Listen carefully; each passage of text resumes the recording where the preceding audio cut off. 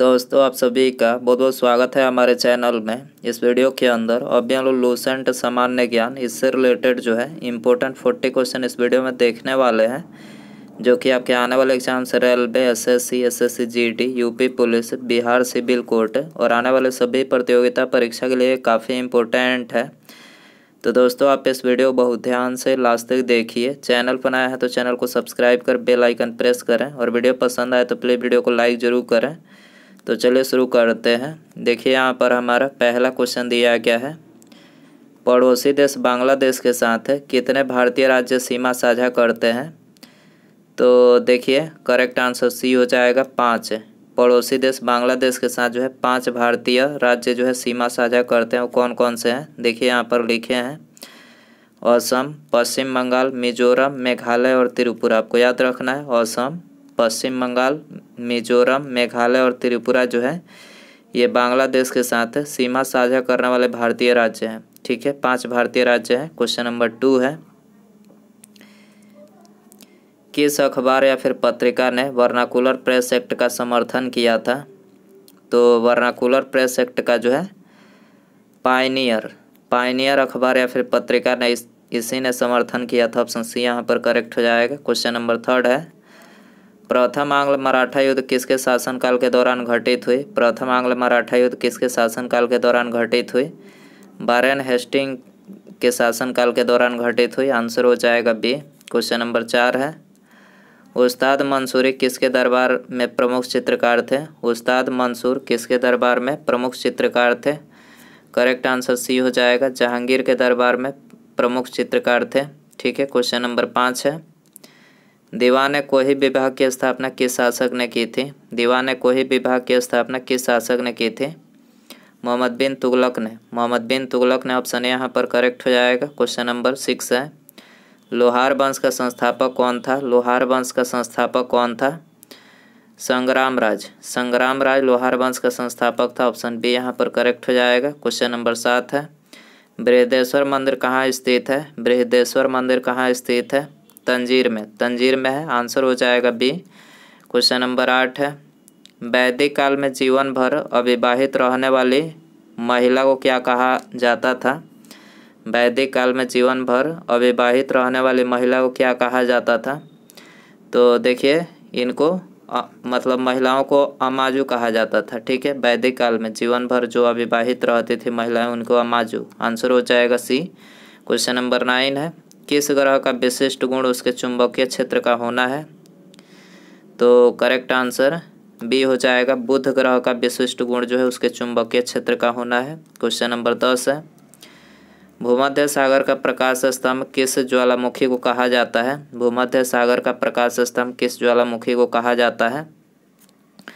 Stromboli ज्वालामुखी को कहा जाता है। स्ट्राम्बोली ज्वालामुखी। ऑप्शन डी करेक्ट हो जाएगा।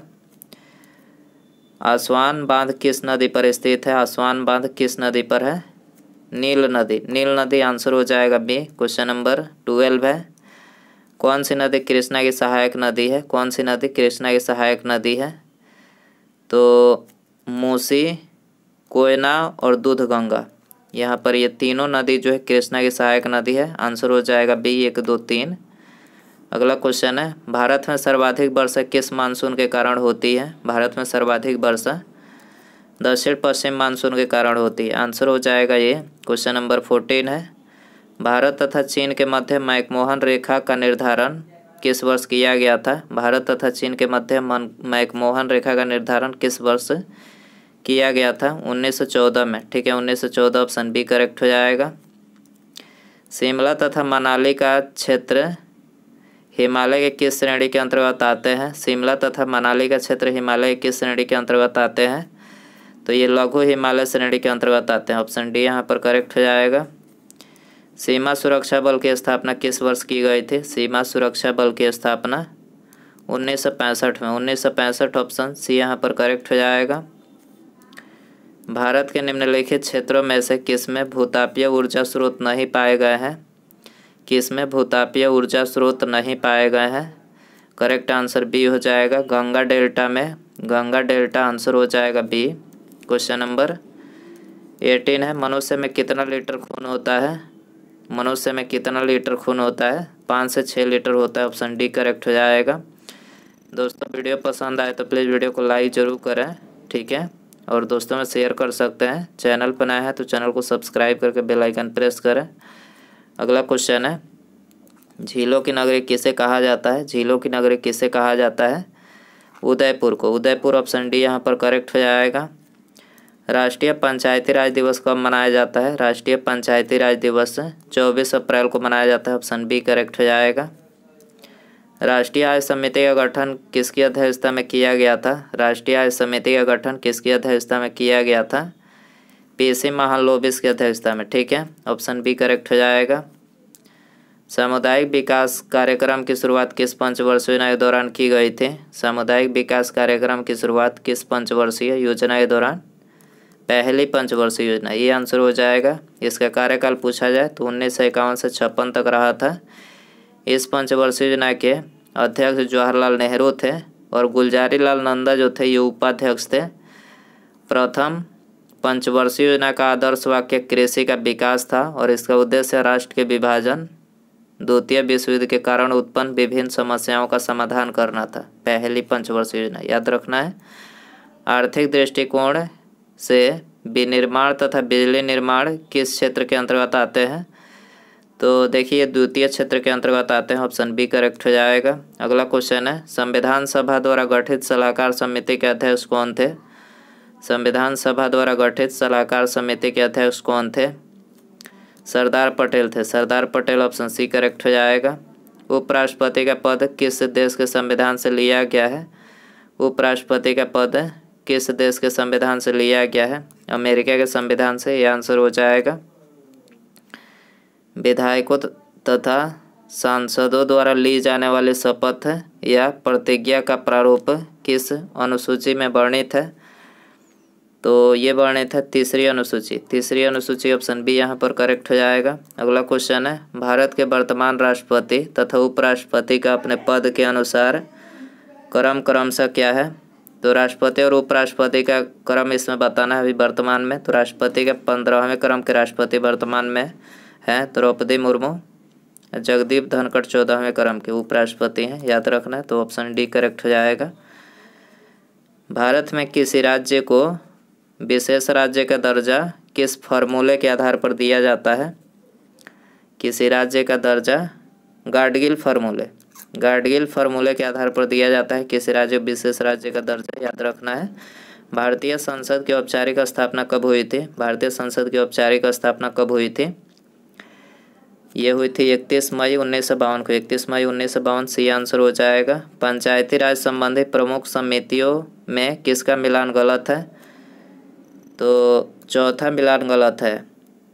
LM सिंघवी समिति, इसका गठन 1988 में नहीं किया गया था। बाकी ये तीनों करेक्ट है। बलवंत राय मेहता समिति गठन 1957 में। अशोक मेहता समिति 1977 में। GV राय 1985 में इसका गठन किया गया था।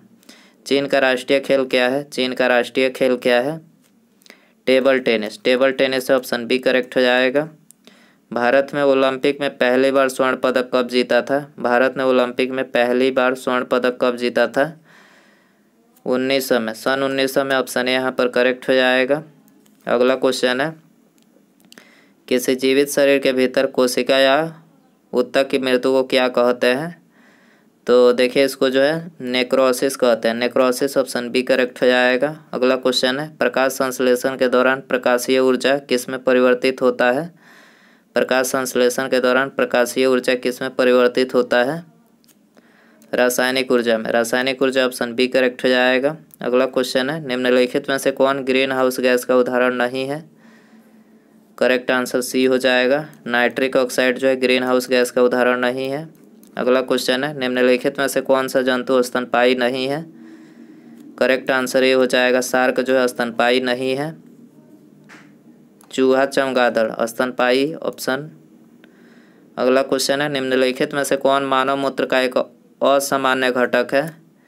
तो करेक्ट आंसर बी हो जाएगा, एल्बुमिन जो है मानव मूत्र का एक असामान्य घटक है। निम्नलिखित में से किसे बिलियन भी कहा जाता है? बिलियन किसे कहा जाता है? करेक्ट आंसर बी हो जाएगा। समांगी मिश्रण को जो है विलयन कहा जाता है। क्वेश्चन नंबर 39 है, तुल्यकारी उपग्रह के परिक्रमण की अवधि कितनी होती है? तुल्यकारी उपग्रह के परिक्रमण की अवधि कितनी होती है? 24 घंटा। 24 घंटा होती है, ऑप्शन ए करेक्ट हो जाएगा। पेंडुलम को चंद्रमा पर ले जाने पर उसके आवर्तकाल पर क्या प्रभाव पड़ता है? पेंडुलम को चंद्रमा पर ले जाने पर उसके आवर्तकाल पर क्या प्रभाव पड़ता है? बढ़ेगा उसका आवर्तकाल। ठीक है, ऑप्शन बी करेक्ट हो जाएगा। एक्स किरणें किस प्रकार की तरंग है? एक्स किरणें किस प्रकार की तरंग है? करेक्ट आंसर सी हो जाएगा, विद्युत चुंबकीय तरंग है। अगला क्वेश्चन है, जब किसी वस्तु को दो समानांतर समतल दर्पणों के बीच रखा जाता है तो बने हुए प्रतिबिंबों की संख्या कितनी होगी? तो बने हुए प्रतिबिंबों की संख्या जो है अनंत होगी। डी आंसर हो जाएगा। बाणांधता नामक रोग को किसके प्रयोग द्वारा दूर किया जा सकता है? तो उपर्युक्त में से कोई नहीं। ठीक है, ऑप्शन डी यहाँ पर करेक्ट हो जाएगा। अगला क्वेश्चन है, निम्नलिखित में से कौन सा एक निष्क्रिय गैस का उदाहरण है? निष्क्रिय गैस का उदाहरण कौन सा है इनमें से? करेक्ट आंसर बी हो जाएगा, आर्गन है। आर्गन, ऑप्शन बी करेक्ट हो जाएगा। अगला क्वेश्चन है, आतिशबाजी में हरा रंग किसके कारण दिखाई पड़ता है? तो ये आपके लिए होमवर्क क्वेश्चन रखते हैं, स्ट्रांसियम, सोडियम या फिर बेरियम। दोस्तों यदि आपको इसका आंसर पता हो तो कमेंट बॉक्स में ज़रूर बताएं। वीडियो पसंद आया हो तो प्लीज़ वीडियो को लाइक करें, अपने दोस्तों में शेयर कर सकते हैं। चैनल पर नया है तो चैनल को सब्सक्राइब करके बेल आइकन प्रेस करें। ठीक है, मिलते हैं अगले वीडियो में। नमस्कार, जय हिंद, जय भारत।